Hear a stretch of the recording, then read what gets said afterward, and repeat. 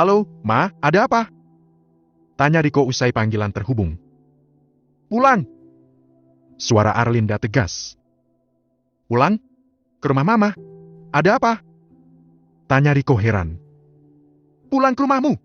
Mama tunggu sekarang juga. Ucap Arlinda penuh penekanan. Setelah mengatakan itu, ia segera mematikan teleponnya. Mama di rumah? Sialan! Pasti Bella sudah mengacaukan semuanya. Gumam Riko seraya mengepalkan tangannya dengan erat. Ia pun gegas menutup layar laptopnya, kemudian berdiri dan keluar dari ruangannya. Lelaki itu melangkah dengan cepat masuk ke dalam lift. Pak Riko, tunggu! Seru dia, sekretarisnya. Jam 10 pagi ini kita akan meeting dengan klien. Ucap dia mengingatkan. Riko hanya mengacungkan jari jempol, kemudian pintu lift tertutup. Sementara itu, jantung Belek kini berdetak tak karuan. Ia berharap bisa selamat dari amukan Riko karena ada mamanya. Kenapa kamu tegang begitu? Sejak kapan kalian menikah? Bisa-bisanya Riko tak meminta restuku lebih dahulu. Ucap Arlinda dengan wajah sinis. Bella menghela napas panjang. Bella nggak diizinkan untuk mengadu pada siapapun, Tante. Mas Riko yang mengatur semuanya. Jawab Bella jujur. Memang begitu adanya kan? Darah Arlinda semakin mendidih. Ia tak habis pikir mengapa putranya menikah tanpa seizinnya seperti ini. Apa Mama juga nggak tahu kalau Mas Riko sebelumnya pernah menikah? Ucapan Bella kali ini membuat Arlinda terperangah kaget. Hah? Maksudmu apa? Riko duda gitu? Iya, Tante. Setahu saya Mas Riko sudah pernah nikah beberapa kali kan? Dan semuanya kandas. Sahut Bella membuat Arlinda semakin syok. Jangan sembarangan bicara kamu. Anak saya ini masih lajang. Dia belum pernah menikah sama sekali. Bantah Arlinda, ia tak langsung percaya dengan fakta yang dikuak oleh Bella yang baginya merupakan orang baru. Bella mengernyit bingung. Jadi keluarga Mas Riko nggak pernah tahu tentang pernikahannya? Apa sebenarnya yang lelaki itu sembunyikan? Bella bergumam lirih. Arlinda menghirup udara dengan kuat, mencoba menetralisir perasaannya yang tak karuan. Berita mengejutkan ini berhasil membuat dadanya terhimpit. Jika semua yang dikatakan Bella itu benar, maka sungguh Riko selama ini sudah banyak menyembunyikan hal besar darinya. Bella hendak berlalu mengambil air minum. Ia harus punya tenaga untuk menghadapi Chico setelah ini. Jika kamu bisa mengancam untuk menyebarkan foto-foto itu, maka aku juga bisa mengancam menyebarkan berita ini ke media sosial, Mas. Batin Bella seraya tersenyum miring. Wanita itu seolah mendapatkan semangat dari ide baru. Keluarga Riko tidak ada yang tahu dengan perjalanan rumah tangganya selama ini. Besar kemungkinan tak ada yang tahu juga jika Riko memiliki kelainan. Otak Bella langsung bisa mencerna. Sekarang ia memegang kartu as Riko yang bisa ia bongkar kapanpun jika posisinya tidak aman. Hah? Tunggu! Panggil Arlinda. Bella menoleh kemudian bertanya. Ada apa, Tan? Kakimu kenapa? Itu lenganmu juga lebam semua? Tanya Arlinda seraya menatap lekat Bella. Ini. Mama? Suara Riko terdengar, ucapan Bella pun tak jadi dilanjutkan. Bella, masuk kamar. Suara Riko naik 1 oktav. Kenapa, Mas? Kenapa aku nggak boleh tahu?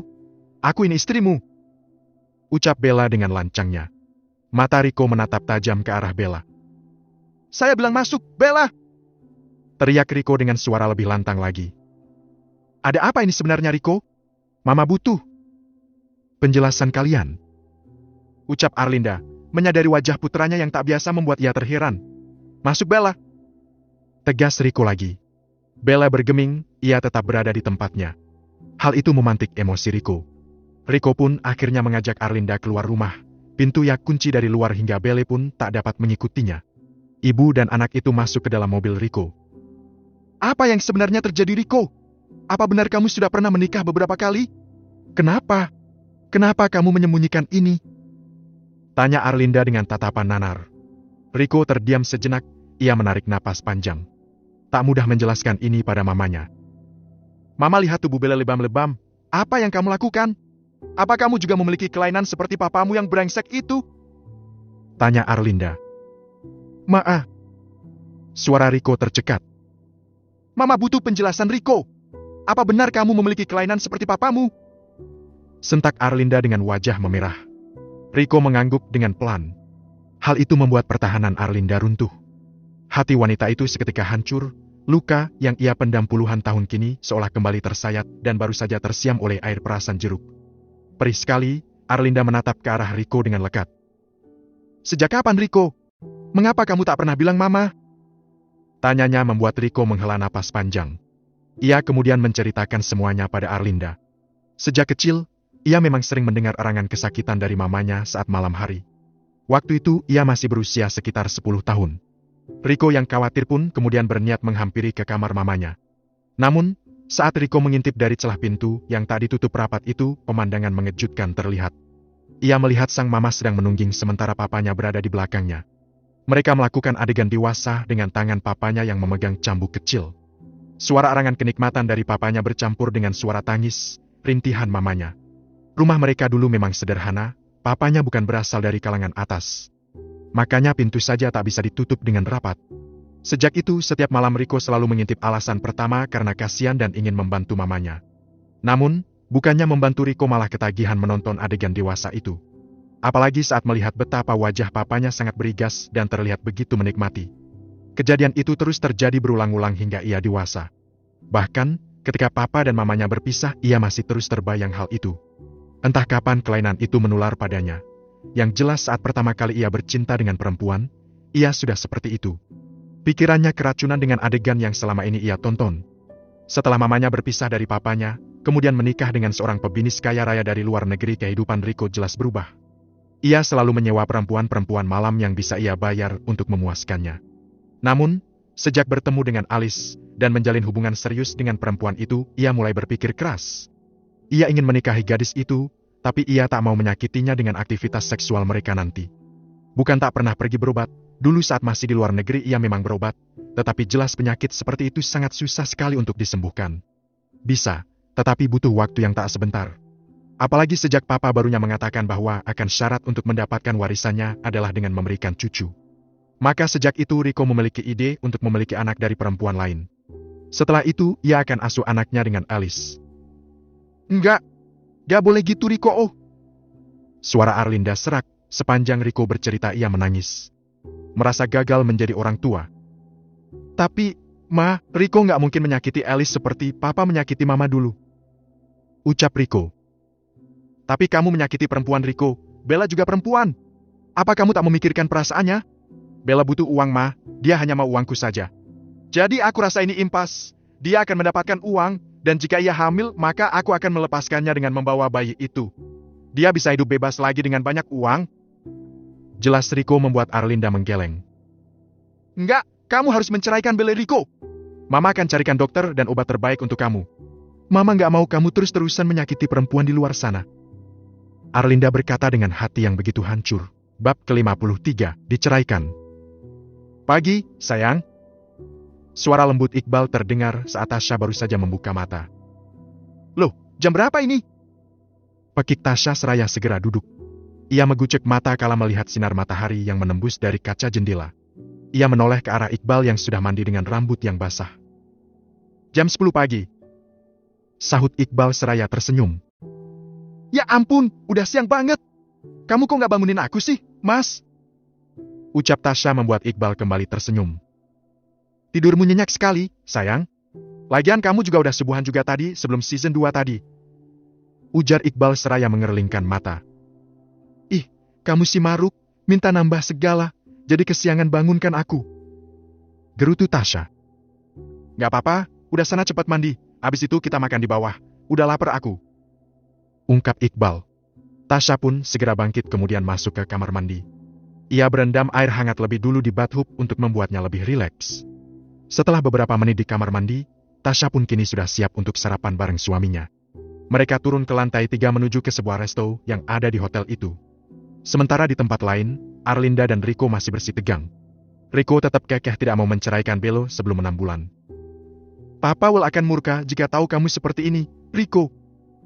Ujar Arlinda mulai frustrasi karena tak berhasil membujuk putranya. Jangan sampai tahulah, Ma, Papa will nggak akan tahu kalau Mama nggak bilang. Sahut Riko.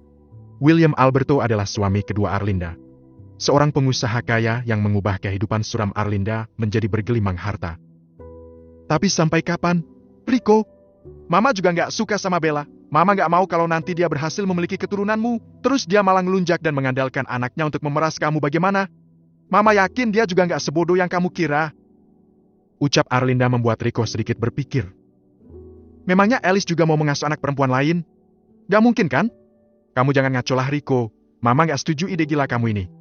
Pokoknya Mama mau kamu segera menceraikan Bella sebelum semuanya ribet. Hidup kita udah enak, jangan mempersulit keadaan. Kata Arlinda lagi dengan tegas dan penuh penekanan. Riko hanya bisa menghela napas panjang. Ucapan mamanya memang benar, hidupnya sekarang sudah enak. Tidak seperti dulu saat hidup bersama papanya yang temperamen itu. Ayo keluar, talak langsung Bella. Ucap Arlinda geram karena Riko sejak tadi bergeming. Arlinda keluar lebih dulu dari mobil, karena rumah tadi dikunci oleh Riko. Arlinda pun menunggu putranya. Di dalam kamar Bella kini sedang resah. Ia menerka dan menebak apa yang sebenarnya terjadi, dan apa yang mereka bahas. Bella! Teriak Riko memanggilnya. Dengan cepat Bella langsung keluar kamar, dalam benaknya ia kembali penasaran. Ada apa gerangan Riko memanggilnya dengan lantang? Bella! Suara teriakannya kembali terdengar. Iya, Mas? Seru Bella menyahut. Ia berjalan cepat menuruni tangga. Saat Bella sampai di bawah, Riko langsung menatapnya dengan tajam. Kemasi barang-barangmu, saya tunggu 5 menit dari sekarang. Titahnya dengan penuh penekanan. Tunggu dulu. Kita mau kemana, Mas? Tanya Bella bingung. Mulai sekarang kamu bukan istriku lagi, Bel. Kamu sudah melanggar perjanjian kita. Ujar Riko membuat mata Bella membelalak lebar. Mas, kita baru nikah berapa hari? Bella menganga tak percaya. Sudah aku bilang dari awal, aku gak suka wanita cerewet dan pembangkang, apalagi sampai melanggar perjanjian. Tapi, Mas, gak ada tapi-tapian. Cepat kemasi barangmu sebelum aku bertindak kasar. Sentak Riko. Satu sisi Bella senang karena ia tak lagi harus menghadapi kelainan seks yang ada pada diri Riko. Namun, di sisi lain ia juga tak rela meninggalkan kemewahan ini. Baru berapa hari menjadi orang kaya, rasanya belum puas bagi Bella. Blah! Bentak Riko kala Bella bergeming. Bella pun sontak langsung masuk ke dalam kamar kemudian mengemasi pakaiannya. Ia membawa semua barang termasuk emas dan beberapa belanjaan yang baru kemarin ia beli.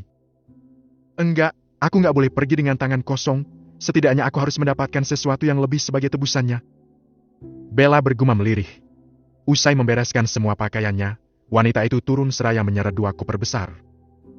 Kamu belum penuhi janjimu, Mas. Sebelum kita berpisah, aku mau kamu penuhi janjimu dulu. Ucap Bella membuat Riko mengernyit. Janji apa? Tanya Riko. Belikan rumah mewah dulu untukku. Bukankah kemarin kamu sudah bilang akan membelikan rumah untuk keluargaku? Jadi, sebelum kita berpisah, kamu harus laksanakan dulu. Ujar Bella seraya tersenyum. Dasar J4 lang. Berani sekali kamu meminta rumah mewah pada putraku. Hardik Arlinda tak terima dengan permintaan Bella. Tante tahu nggak? Semua bekas luka ini ulah siapa? Anak tante lo, kira-kira gimana kalau aku lapor ke kepolisian dengan dugaan KDRT? Atau, tante mau keluarga tante viral karena masalah ini akan aku sebar ke media sosial? Sepertinya Bella sudah keracunan kebiasaan Munaruh. Ia mulai berani mengancam Riko. Haha, kamu pikir aku takut dengan ancamanmu? Sama sekali nggak mempan, Bel. Memang kamu punya uang untuk membuat laporan ke kantor polisi? Kau pikir bisa juga viralin ini ke media sosial? Sebelum kamu melakukan itu semua videomu akan aku unggah. Bagaimana? Riko tersenyum menyeringai. Kurang ajar. Kamu nggak bisa giniin aku, Mas. Kamu harus tetap membelikan rumah untukku. Seru Bella dengan tegas. Dasar wanita tak tahu diri. Gerutu Arlinda. Awalnya, ia kasihan pada Bella yang menjadi korban putranya. Namun, karena sikap Bella yang agak lain membuat Arlinda pun tak respect. Bram! Cepat bawa perempuan ini pergi! Teriak Riko. Bram yang baru saja sampai pun langsung menyeret tangan Bella. Om, lepaskan Om! Teriak Bella. Diam, Bel! Goblok kamu ini! Bentak Bram membuat Bella mendelik. Bisa-bisanya Bram malah memaki dirinya. Begitulah yang ada dalam benak perempuan itu. Riko menghela napas panjang. Urusan dengan Belo dan mamanya sudah kelar. Riko ada meeting, Ma. Riko harus cepat kembali ke kantor. Katanya sembari buru-buru melangkah keluar. Pulang dari kantor kamu jemput Mama. Kita pergi ke dokter. Ucap Arlinda.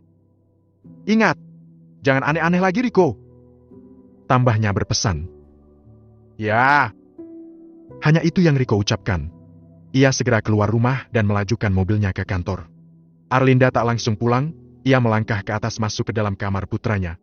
Selama ini, ia memang tak terlalu memperhatikan kehidupan putranya. Apalagi, di matanya Riko merupakan anak yang mandiri. Maafkan Mama, Riko. Ternyata selama ini Mama mengabaikanmu, ujar Arlinda lirih. Hatinya perih menerima kenyataan bahwa putranya itu mengalami kelainan seperti mantan suaminya.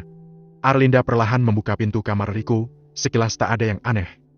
Kemudian, ia membuka lemari dan laci-laci di kamar itu. Mata Arlinda seketika membulat sempurna melihat banyaknya atribut sama persis dengan alat yang digunakan oleh mantan suaminya dulu. Ya Tuhan, kenapa penyakit itu harus menurun pada putraku? Arlinda terisak seraya menatap benda-benda di depannya. Bayangan kelam masa lalu bersama suaminya dulu pun kini menghinggapi benaknya. Di tempat lain, kini Bella meronta pada Bram. Ia meminta pertanggungjawaban Bram atas apa yang terjadi dengannya. Enak saja kamu minta aku tanggung jawab. Kamu sendiri yang bunuh Bella. Sudah aku bilang, Tuan Bram itu suka wanita yang penurut, dan apa yang kamu lakukan itu sungguh fatal. Apalagi sampai membocorkan pada Nyonya Arlinda. Apa salahnya dia menurut sambil menikmati kekayaan? Dasar bego sih kamu. Bram terus menyalahkan dan memaki Bella. Ya tapi aku nggak kuat dengan kelainannya, Om. Lebih baik aku melayani 3 pria sekaligus daripada harus melayani 1 orang dengan kelainan seks seperti itu. Bella mendengkus kesal. Ya sudah jadi pelcur saja kamu, ucap Bram seraya tersenyum sinis. Bella menggeram kesal. Seumur-umur meskipun ia nakal, tak pernah sedikit pun terbesit keinginan untuk menjajakan tubuhnya pada sembarang orang. Ia hanya mau pada lelaki yang benar-benar ia sukai. Tring. Bunyi ponsel dari dalam tas membuat perdebatan antara Bella dan Bram terhenti. Saat ini mereka sedang dalam perjalanan mencari kos-kosan yang bisa dihuni Bella untuk sementara waktu. Ia tak mau pulang ke rumah ibunya dan nantinya akan dicecar banyak hal. Munaro juga pasti akan syok bila tahu kejadian yang menimpa putrinya. Ibu. Gumam Bella lirih. Bella menarik napas panjang, lalu mengangkat telepon ibunya. Halo, Bu, ada apa? Tanya Bella to the point. Halo, Bel. Kapan Riko mau membelikan ibu rumah baru? Ibu udah nggak sabar, Bel. Ibu sudah menceritakan pada semua orang kalau ibu akan dibelikan rumah mewah oleh menantu kesayangan ibu. Ungkap Munaroh seketika membuat Bella memekik. Ya ampun, Ibu! Pekik Bella dengan geram. Bab ke-54. Halo, Bel. Gimana? Ibu tunggu lo ini, atau ibu bilang sendiri sama Riko? Kasih teleponnya ke suami kamu. Ucap Munaroh dengan antusias. Bella bergeming, ia bingung bagaimana cara menjelaskan pada ibunya. Halo, Bel? Kamu dengar ibu kan, Bel? Munaroh kembali bersuara. Aku lagi sibuk, Bu. Udah dulu ya, Bu. Ucap Bella seraya mematikan sambungan teleponnya. Loh, halo, Bel? Hal. Tut. Walah, Bella. Orang tua lagi ngomong kok dimatiin aja. Gerutu Munaroh. Bella kan sekarang orang kaya. Wajar deh kalau sibuk. Gumam Munaroh kemudian seraya tersenyum. Wanita itu tak tahu bagaimana kondisi Bella saat ini. Dengan bangga ia selalu memamerkan kekayaan Riko pada orang-orang di dunia nyata maupun media sosial. Sementara itu, kini Bella di dalam mobil menggeram kesal. Kenapa lagi, Bel? Tanya Bram melirik ke arah Bella. Bella pun tanpa segan menceritakan tentang apa yang ibunya bilang tadi. Wajar kan kalau ibu berharap? Mas Riko pernah janjiin gitu. Ungkap Bella disertai helaan napas panjang. Bram hanya bisa ikut menghela napas. Kamu gegabah sih, Bel. Aku kan sudah bilang, nikmati saja dulu kekayaan Riko. Gak usah aneh-aneh. Kamu malah bikin bumerang untuk kamu sendiri. Ucap Bram masih menyayangkan sikap Bella. Ya gimana? Om, aku gak tahan. Masa dianggap pembantu? Ujar Bella tak mau disalahkan. Ya paling sementara doang, Bel. Kalau udah gini kamu mau gimana coba? Bella mengembuskan napas berat. Aku makin yakin gak mau pulang, Om, bisa abis aku diomelin ibu. Ucap Bella. Saat ini hanya Bram yang bisa menjadi tempat bertukar cerita, lantaran hanya dirinya lah yang tahu semua tentang Bella. Kamu mau kerja apa? Jangan ngerecokin aku mulu lo ya. Belum apa-apa Bram sudah memberi teguran. Ya elah, santai aja. Om, aku kerja apa aja deh, yang penting dapat duit. Ucap Bella pasrah. Yakin? Tanya Bram memastikan. Bella mengangguk, Bram pun tersenyum menyeringai. Nah gitu dong, baru itu namanya Bella yang cantik. Puji Bram, Bella hanya tersenyum tipis. Dalam hati wanita itu masih tak terima dengan keputusan Riko. Bisa-bisanya dia sekarang dibuang setelah dihajar habis-habisan. Lapor polisi atas tindak kekerasan rasanya juga tak mungkin, meskipun ia memiliki bukti kuat berupa fisik. Andai kata ia melakukan visum sebagai bukti pun pasti tidak akan bisa menang. Kekuatan uang di mata hukum negeri ini sangat tinggi. Orang kecil yang tak beruang jangan harap bisa menang dalam persidangan. Apalagi kasus berat seperti ini. Ibarat kata sebuah peperangan, Riko memiliki 100 prajurit, sedangkan Bella seorang diri dengan segala kekurangannya. Tentu tidak imbang bukan? Otak Bella terus berputar, bagaimana caranya agar ia bisa tetap mendapatkan pundi-pundi kekayaan Riko meskipun tidak menjadi istrinya lagi. Om tahu Alice? Tanya Bella pelan. Bram menoleh sebentar lalu kembali fokus ke depan. Kamu sudah pernah bertemu dengannya? Tanya Riko.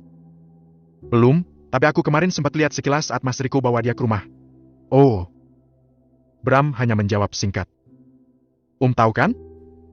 Tanya Bella lagi. Bram mengangguk. Dia beneran pacarnya Mas Riko? Sejak kapan? Sejauh mana hubungan mereka? Bella sangat penasaran. Gak usah kepo deh, Bel. Udah lupain Tuan Riko. Kamu dan dia bagaikan langit dan bumi. Meskipun kamu nanti bakal punya anak, aku juga gak yakin kalau Tuan Riko bakal tetap mempertahankan kamu. Ucap Bram keceplosan. Maksudnya ya susah gitu buat kamu hidup sama dia. Secara dia yang gak bakalan bisa sembuh dari kelainannya itu. Emang kamu sanggup seumur hidup dalam kungkungan kekerasan? Bram segera meralat ucapannya saat menyadari bahwa ia keceplosan. Iya juga sih, Om, tapi aku ini rugi banyak dong. Harusnya aku bisa dapat yang lebih. Masa cuma dikasih amplop 5 juta doang? Mana cukup buat hidup? Lalu mau kamu apa, Bel? Bram bertanya seraya mengernyitkan keningnya. Setidaknya aku ingin rumah mewah, mobil, ya uang buat modal usaha dong, Om. Jadi, nggak rugi-rugi amat setelah apa yang dia lakukan. Kata Bella membuat Bram berdecih. Impianmu itu terlalu tinggi, Bel. Kamu pikir Tuan Riko itu bisa dibodohi? Hei, iya ya tahu. Makanya itu aku mau cari cara ini. Ucap Bella merengut kesal. Cara apa lagi sih, Bel? Udahlah, kamu gak usah berurusan lagi sama Tuan Riko, atau hidupmu selamanya gak tenang. Kata Bram memperingatkan. Bella hanya diam tak menanggapi ucapan Bram lagi. Sepertinya aku harus bertemu dengan Alice. Aku yakin dia bisa menjadi alat agar aku bisa mewujudkan satu persatu keinginanku. Batin Bella seraya tersenyum culas. Om punya nomornya Alice? Tanya Bella lagi. Bram menghentikan mobil karena sudah sampai di depan kos yang akan ditinggali Bella sekarang. Mau ngapain kamu? Sudah dibilang jangan aneh-aneh, Bel. Kata Bram dengan menahan geram. Hais, siapa yang aneh-aneh sih? Orang mau tahu aja. Kilah Bella, tapi Bram bisa menebak apa yang dipikirkan oleh wanita itu. Jangan bangunin singa tidur, Bel. Atau kamu mau dimangsa? Ucap Bram. Sudah sana turun. Nanti aku kabarin lagi kalau ada kerjaan. Tambah Bram. Mau tak mau Bella pun akhirnya turun. Ia menemui ibu kos yang sebelumnya sudah dihubungi oleh Bram. Untuk sementara waktu Bella akan tinggal di sana. Ia belum siap menerima omelan ibunya dan pertanyaan panjang lebar abangnya nanti. Di sisi lain, kini Tasha sudah baru sampai di rumahnya setelah seharian menghabiskan waktu berdua bersama Iqbal di hotel. Ya ampun, pengantin baru orangnya aur-auran banget. Celetuk Dimas saat Tasha baru saja duduk. Tasha melirik ke arah adiknya. Iri bilang bos. Haha. Ya, sebentar lagi aku nyusul kok, Mbak. Ungkap Dimas seraya tersenyum. Apaan? Selesain dulu kuliah kamu, gak ada yang nikah-nikahan sebelum wisuda. Cetus Tasha. Ses, nikah sih gak apa-apa, Dim. Calonnya udah ada belum? Ucap Iqbal menimbrung. Nah, ini dia. Hahaha. Sahut Dimas seraya terbahak. Tuh kan, kamu jangan emosi dulu, sayang. Dimas masih setia jadi pasukan ijo lumut. Apaan ijo lumut? Tanya Dimas mengerutkan dahinya. Ikatan jomblo lucu imut, ahaha. Jawab Iqbal sontak membuat Tasha dan Dimas tertawa. Sialan si kakak ipar. Baru sehari jadi ipar daresa aja kamu, bang. Ungkap Dimas membuat Iqbal kembali terkekeh. Ada apa ini Rama-Rama? Ajeng duduk bersama mereka. Sementara Yuda masih berada di taman belakang membereskan tanaman yang kemarin sempat terabaikan karena kesibukan mengurus pernikahan putrinya. Dimas, Ma, ya kali dia mau nyusul nikah tapi nggak ada calonnya. Ucap Tasya mengadu. Ajeng menghela napas seraya melebarkan senyumnya.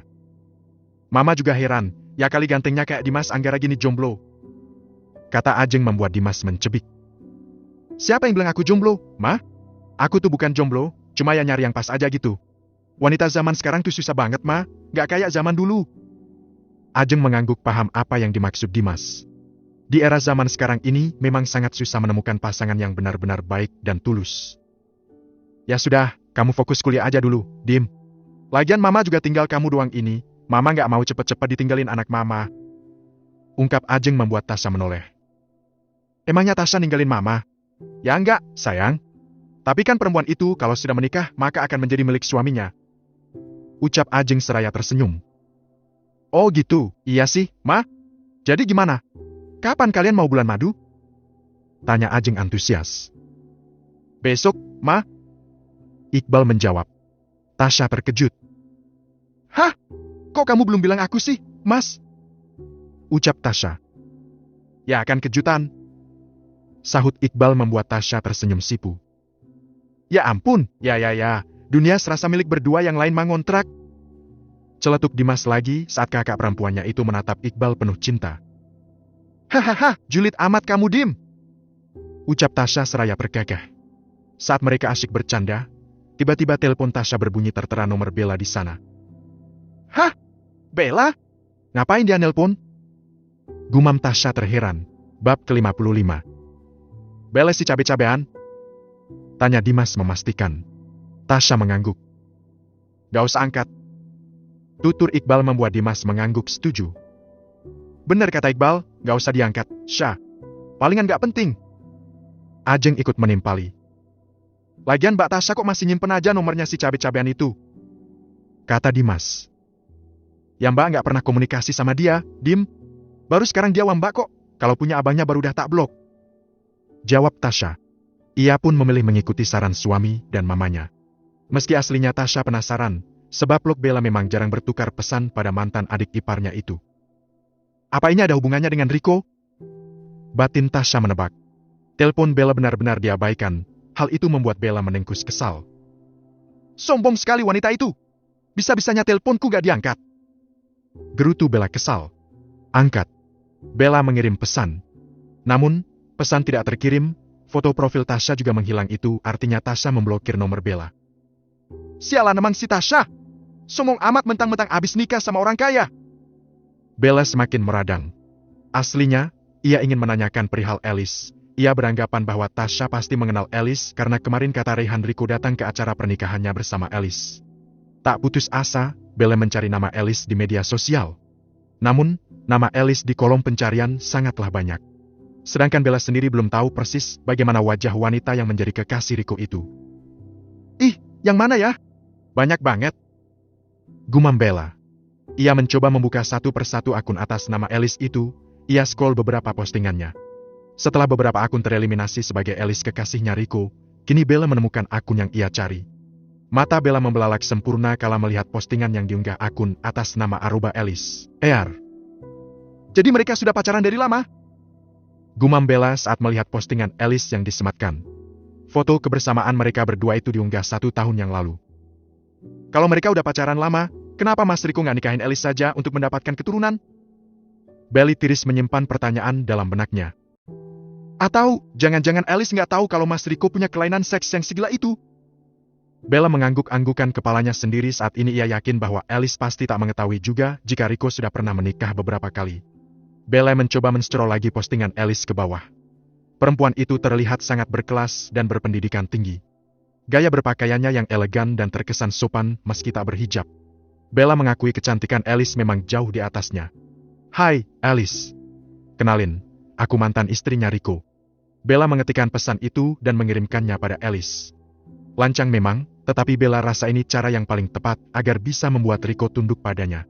Bella men-screenshot pesan itu, kemudian ia kirim ke nomor Riko.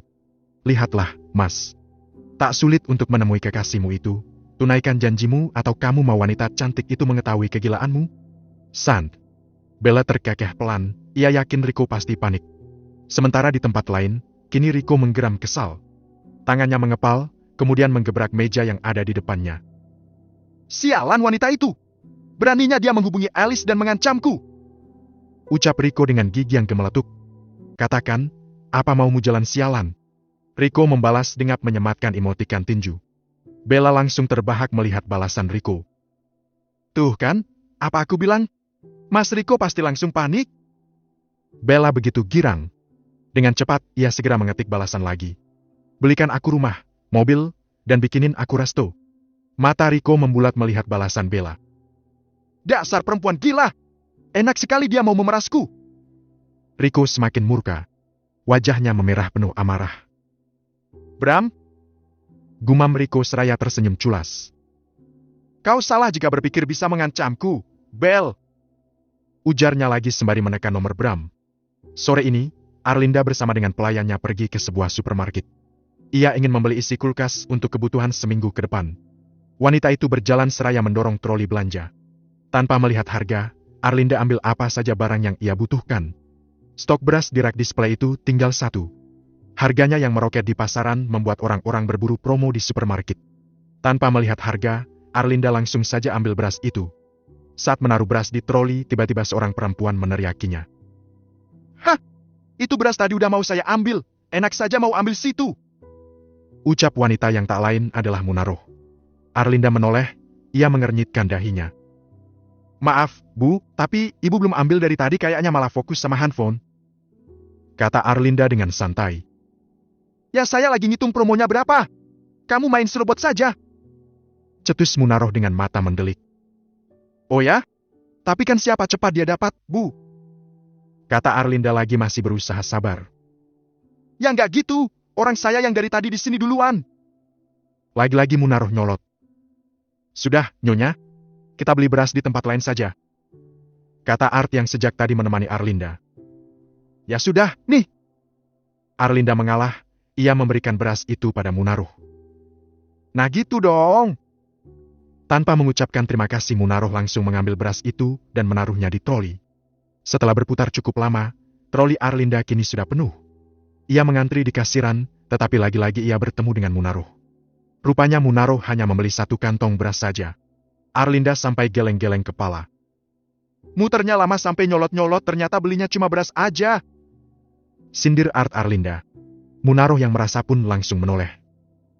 Apa kamu? Nyindir saya? Orang yang promo udah pada habis.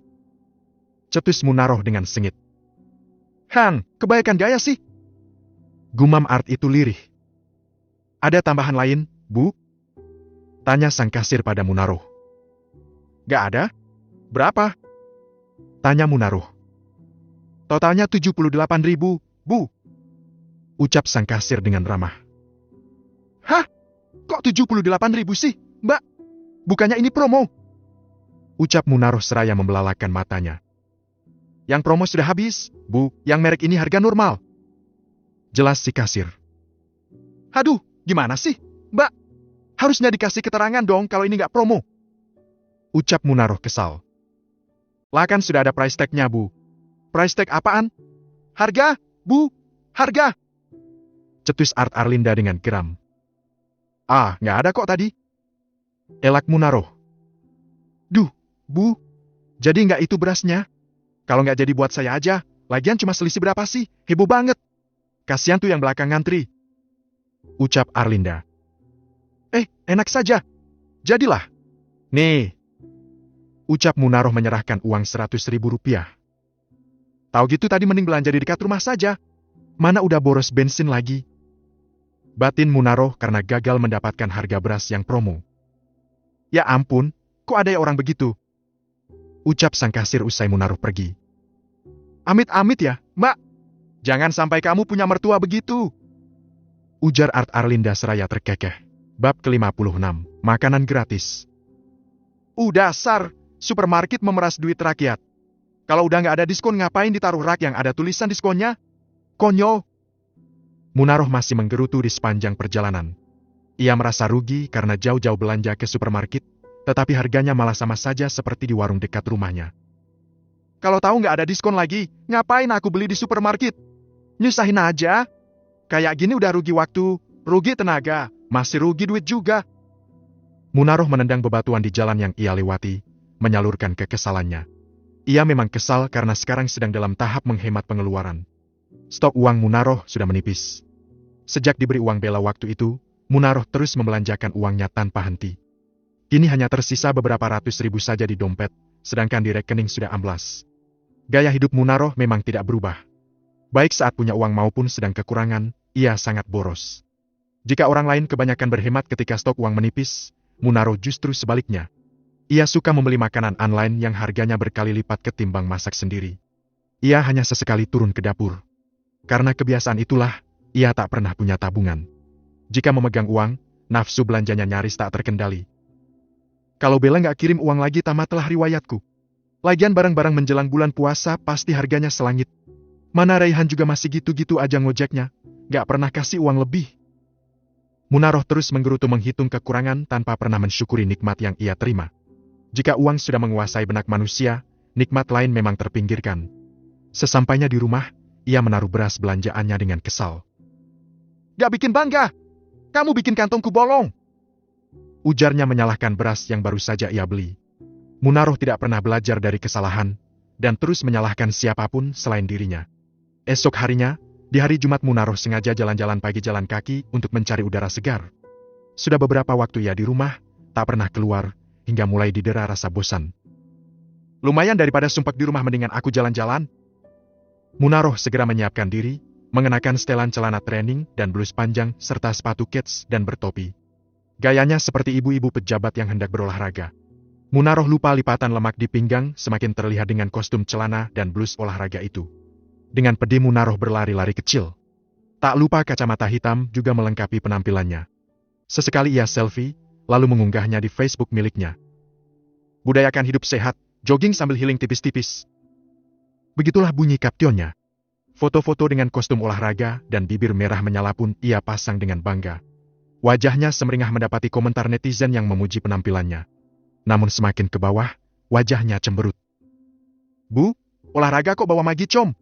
Lemaknya tolong dikondisikan, Bu. Aits, gayanya selangit, ngumpetin lemak sulit. Kacamatanya bagus, Bu, beli lagi di saya, 20.000 dapat 3, mumpung lagi diskon." Munaroh semakin meradang. Netizen ini selalu gagal fokus. Kaptionnya apa? Yang dikomentari apa? Beginilah kualitas netizen plus 62. Munaroh menulis jawaban komentar yang disematkan. "Ibu kalau nggak mau dikomentari netizen plus 62, pindah saja ke plus 52. Munaroh penasaran lalu mencari di mesin pencarian, kode negara plus 52. Sialan, ternyata Somalia. Netizen nggak ada otaknya. Masa aku disuruh pindah ke Somalia?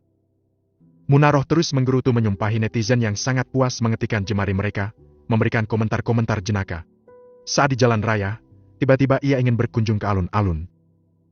Pagi-pagi gini kayaknya cocok kalau ke alun-alun. Banyak pemandangan, kadang ada pasar kaget juga jualan paket sembako murah. Aku kesana aja lah. Karena jarak ke alun-alun lumayan jauh jika ditempuh dengan berjalan kaki, Munaroh pun segera menelpon Raihan. Sebelum pergi tadi, ia sempat melihat ke kamar Raihan yang masih tertidur. Munaroh duduk di emperan toko lalu menelpon Raihan. "Raihan, bangun kamu!" Munaroh berteriak kencang. Raihan yang masih terbang ke alam mimpi mengucek matanya, lalu mengangkat telepon Munaroh. "Ada apa sih, Bu? Pagi-pagi gini udah teriak-teriak?" Suara parau Raihan terdengar di seberang telepon.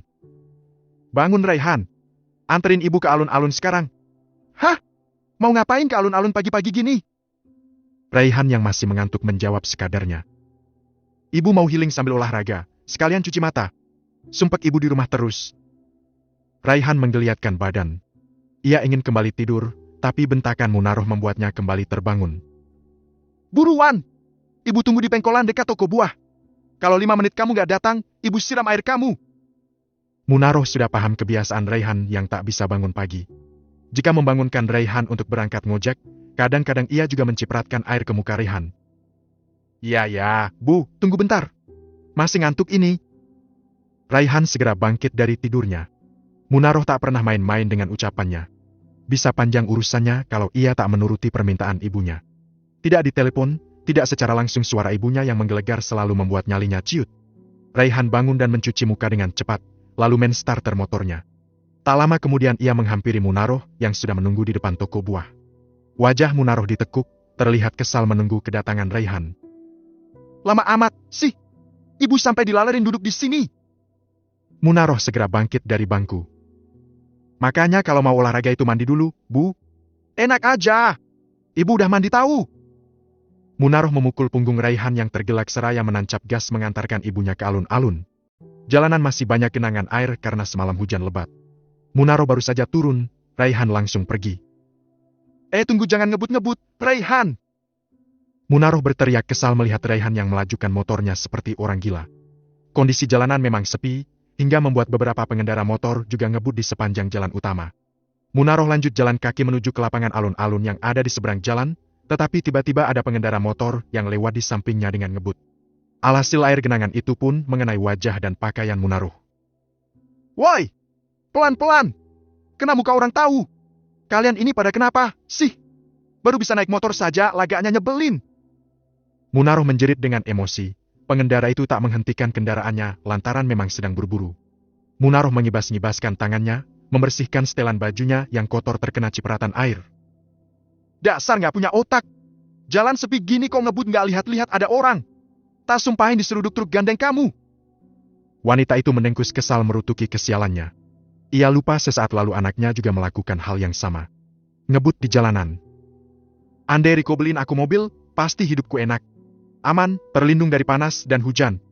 Gak seperti sekarang, susah kecipratan air comberan. Sial! Ia masih sibuk membersihkan baju dan juga sepatunya. Ngenes amat hidup begini, banyak banget orang bodoh di jalanan. Main ngebut seenaknya tanpa memedulikan orang lain. Dasar, dikasih nyawa tapi nggak ada otaknya. Munaroh terus mengomel. Terkadang ia berjalan kaki, lalu langkahnya terhenti ketika terdengar deru motor mendekat. Ia sengaja mengambil batu lalu membuat gerakan mengancam dengan batu yang ia pegang jika ada motor yang ngebut. Dengan cara begini bisa aman. Lihat aja kalau ada yang berani ngebut lagi ku lempar pakai batu ini. Ancamnya sambil terus berjalan menyusuri trotoar. Gerutu Munaroh terhenti saat melihat beberapa orang berjalan dengan wajah sumringah sembari memegang kotak box. Ada apa? Kenapa kalian senyum-senyum, mana pada pegang kotak box semua? Munaroh melihat beberapa orang yang lewat juga memegang box yang sama. Box nasi bertuliskan sesuatu, mungkin nama restoran. Itu di sana lagi ada orang kaya bagi-bagi makanan Jumat berkah. Makanannya enak kayak yang dijual di resto-resto. Munaroh menghentikan langkahnya. Mendengar kata bagi-bagi makanan radar perutnya langsung merespon. Beneran gratis? Tanyanya tak percaya. Jika benar ini rezeki nomplok karena ia bisa menghemat budget untuk sarapan. Setidaknya 20.000 tidak jadi melayang. Dari rumah tadi, Munaroh memang sudah punya niat mau beli sarapan. Jika sekarang ada yang membagikan dengan gratis, tentu sayang dilewatkan. Buruan ke sana, Bu. Kalau telat dikit ya kehabisan. Orang yang antri aja banyak, panjang banget antriannya. Tanpa bertanya lagi, Munaroh langsung menuju ke keramaian yang ada di sisi alun-alun. Benar saja, banyak yang masih ngantri untuk meminta makanan gratis itu. Munaroh menerobos kerumunan begitu saja seraya berkata, "Saya satu dong, Mbak. Saya satu. Bu antri dulu, jangan main terobos saja." Kau tegur seorang ibu yang melihat kelakuan Munaroh. Perempuan itu menggeleng-gelengkan kepalanya. Ia tak habis pikir dengan kelakuan Munaroh yang jelas-jelas melihat antrian panjang tapi main terobos saja. "Dim kamu! Saya juga udah ngantri dari tadi. Ini giliran saya dapat. Mbak, mana jatah untuk saya? Saya juga udah ngantri dari tadi." Munaroh berteriak pada wanita yang membelakanginya. Wanita itu sedang membagikan kotak box pada pengunjung di sisi kanan. "Ibu tuh baru datang udah main potong antrian. Dikira kita nggak lihat apa? Balik lagi sana ke belakang. Antri yang rapi!" Teriak seorang ibu kesal dengan kelakuan Munaroh. Enak aja disuruh balik lagi. Saya udah capek-capek ngantri dari tadi. Kok situ aja yang nggak lihat? Lagian mana sih? Ini kok lemot banget yang bagian makanannya. Dasar. Udah mau gratisan, main potong antrian, masih nggak sabaran. Jangan dikasih, deh. Teriakan mencemokoh kelakuan Munaroh pun terdengar. Namun bukan Munaroh kalau tak bermuka tebal. Ia sama sekali tak malu dengan kelakuannya. Ia terus berteriak meminta segera dibagi jatah. "Mbak, saya udah ngantri dari tadi. Mana bagian saya?" Desaknya tak sabar.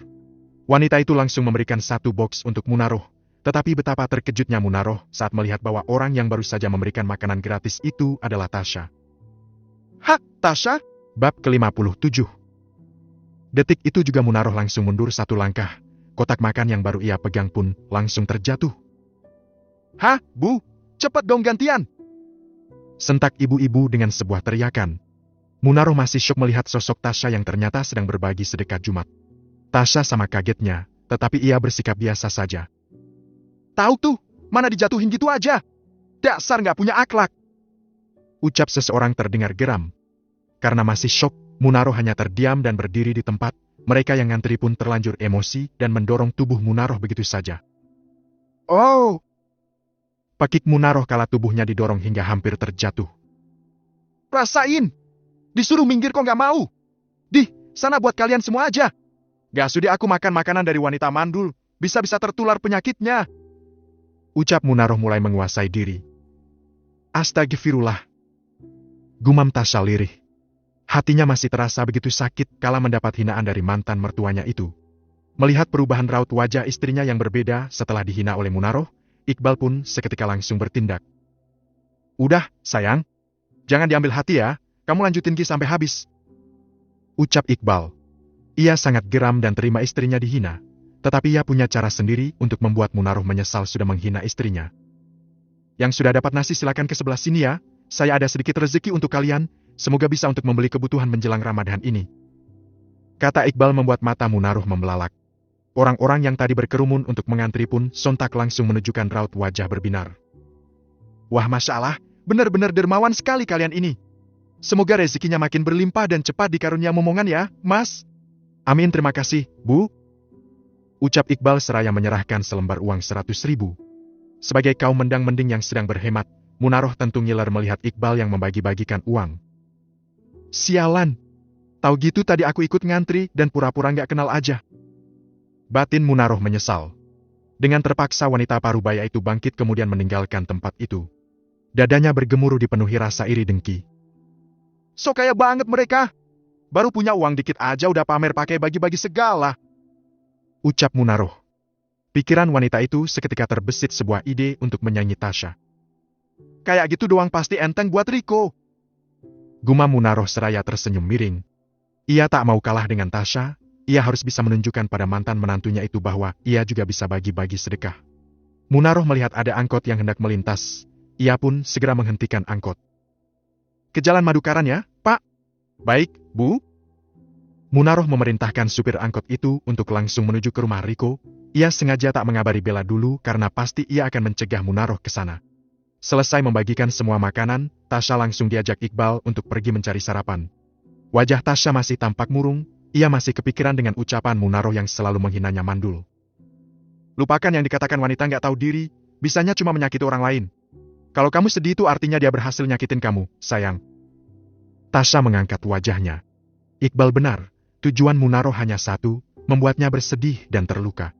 Munarah tak akan rela melihatnya bahagia. Orang yang tidak bahagia dengan hidupnya, pasti nggak senang lihat orang lain senang. Susah lihat orang senang, dan senang lihat orang lain susah. Jangan bikin dia senang, sayang. Perlahan-lahan raut wajah Tasya berubah. Terkadang ia lupa hati menjadi sedih bukan karena ucapan orang lain, tapi karena diizinkan. "Iya, Mas. Mulai sekarang aku nggak akan mengizinkan hatiku sedih karena ucapan dan perbuatan wanita itu. Teku hanya mengeluarkan isinya. Pikiran wanita itu selalu dipenuhi kebencian, jadi hanya sampah yang keluar dari mulutnya. Sedangkan kamu, hatimu tak pernah ada setitik pun dendam, meskipun sejak dulu kamu selalu dihina mereka. Jangan turunkan kelasmu, sayang." Tasya paham maksud Iqbal. Ia bertekad tidak akan meladeni ucapan Munarah lagi. Lagi-lagi ia bersyukur dikirimkan Tuhan lelaki yang baik, yang selalu mengingatkan dirinya untuk menikmati kebahagiaan mereka saja, tanpa harus pusing dengan ucapan orang lain yang tidak penting. Sementara itu, Munarah sudah tiba di depan rumah Riko. Ia mengetuk-ngetuk pagar dan berteriak keras. "Halo, buka pintunya! Permisi, bukain pintunya!" Munarah meminta Satpam untuk membukakan pintu. Meskipun sudah mengenal Munarah, Satpam tetap tidak berani membuka pintu gerbang. Sang Satpam meminta izin lebih dulu pada Riko, tetapi Riko masih di kamar mandi. Di rumah itu ada Arlinda yang memang sejak semalam menginap karena ingin memantau putranya. Ia tak ingin Riko kembali membawa perempuan untuk menjadi bahan pelampiasan seksnya. "Maaf, Nyonya, di depan ada orang dari tadi maksa pengen masuk." "Hah, siapa dia?" Arlinda langsung ke depan. Ia heran siapa pagi-pagi datang bertamu. "Ya udah coba dibuka pintunya, Pak." Satpam pun menuruti perintah Arlinda. Begitu pintu gerbang dibuka, Munaroh masuk dengan segala ketakjubannya. Akhirnya bisa kembali ke rumah ini. Kapan aku bisa tinggal di rumah ini? Bella janji mau membujuk Riko supaya mengizinkan aku tinggal di sini, tapi kenapa sampai sekarang gak ada kabar? Munaroh menggumam di dalam hati. Kamu? Ngapain kamu di sini? Arlinda kaget saat membuka pintu dan melihat Munaroh. Ia ingat betul wanita itu yang ditemuinya di supermarket kemarin. Wanita songong yang mempermalukan dirinya sendiri karena masalah beras. Ada apa kamu datang ke sini? Tanya Arlinda ketus. Loh, kamu ngapain juga ada di sini? Munaroh malah berbalik bertanya. Saya di sini karena ini rumah anak saya. Munaroh pun kaget bukan kepalang. Hah? Jadi ibu ini mamanya Riko? Wah, berarti besan saya, dong. Aduh, kenalin besan, saya Munaroh, mamanya Bella. Arlinda mengerutkan kening, kembali kaget saat mengetahui Munaroh adalah ibunya Bella. Besan, maaf sebelumnya kalau saya nggak mengenal Besan. Ya, Nak Riko tidak pernah kasih tahu tentang keluarganya, tapi saya maklum Nak Riko pasti sibuk, jadi nggak punya waktu. Jangan khawatir, Besan, saya bisa ngerti, kok. Munaroh langsung bersikap baik, ia merasa ini kesempatan emas untuk bisa mengenal keluarga Riko. Namun, tidak dengan Arlinda. Wanita itu dengan cepat memanggil Satpam. Pak, usir wanita ini! Lo kok main usir-usir aja? Bella keluar kamu! Ini ibu datang! Munaroh yang tak terima diusir, sibuk berteriak memanggil Bella. Bagus juga kamu datang, jadi kamu belum tahu kalau Riko sudah mengusir Bella? Senyum semeringah langsung terbang dari wajah Munaroh. Iya, Bella sudah tidak tinggal di sini lagi, karena Riko sudah menceraikannya. Pasang telingamu baik-baik, Bella sudah tidak tinggal di rumah ini. Tegas Arlinda yang kadung naik darah. Sejak di supermarket kemarin, ia memang dibuat kesal dengan ulah Munaroh yang penuh kesombongan. Meskipun baru pertama kali bertemu, Arlinda sudah bisa menebak karakter Munaroh yang arogan dan mulutnya tajam. Munaroh tidak percaya dengan ucapan Arlinda. Wanita itu terlalu percaya diri dan yakin Bella adalah istri kesayangan Riko. Hal itu sudah terbukti dengan kiriman yang dikirim ke rekeningnya. Jika Riko tak mencintai Bella, mana mungkin Bella diberi semua fasilitas dan uang belanja yang sangat besar. Hah? Kamu pasti ngarang supaya saya pergi dari sini, kan? Gak segampang itu, Bu, Bella! Bella, ini Bu, ayo Bel, jangan takut keluar kamu. Munaroh terus berteriak-teriak memanggil nama Bella, hingga akhirnya Riko keluar karena mendengar keributan. Ada apa ini ribut-ribut? Riko melihat Munaroh berteriak-teriak memanggil nama Bella. Riko, apa yang terjadi? Jelaskan sama ibu. Mana Bella? Ibu mau ketemu dia. Riko menatap Munaroh dengan heran. Bella nggak di sini. Saya sudah menceraikan Bella. Jadi dia sudah tidak tinggal di rumah ini. Dia bukan istri saya lagi. Sejak kemarin, Bella sudah angkat kaki dari rumah saya. Apa? Bella pergi? Kemana dia? Jadi dia sudah tidak tinggal di sini? Diceraikan? Tubuh Munaroh sontak limbung, ia seperti kehilangan oksigen untuk bernapas. Detik berikutnya ia langsung jatuh tak sadarkan diri.